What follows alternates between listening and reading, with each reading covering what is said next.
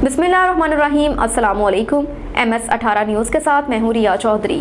Bulletin में शामिल करते हैं आज की अहम खबरें।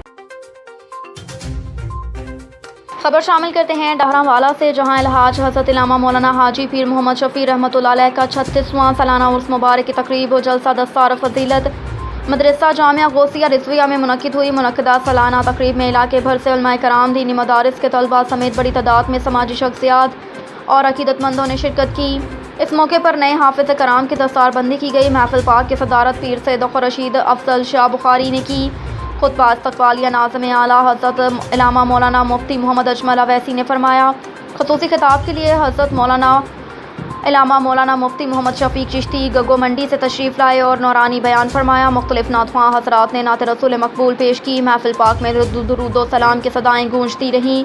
शुरका महफिल के लिए लंगर शरीफ का भी वसी इंतज़ाम किया गया।